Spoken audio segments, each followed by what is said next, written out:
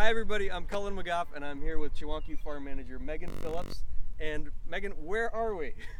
We are in the Eastside pasture. So this is a new pasture that we're transitioning from diversified forest to diversified pasture, just across the street from our current farm. Right, so we were out here last, back in the winter, and they were still felling trees. Yes.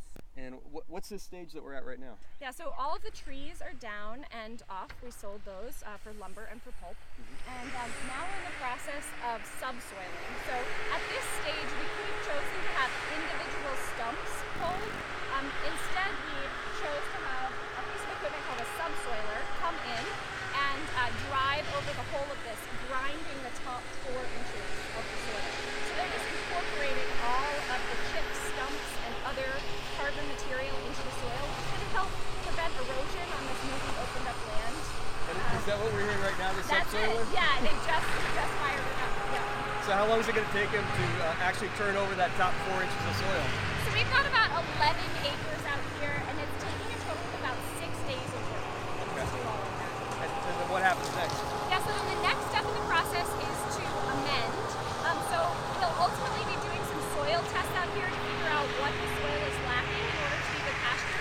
We know right from the get-go that forest soil is more acidic than what we want for pasture. So within the next week, we're going to have someone come out and spread 2 tons of limestone per acre of open land.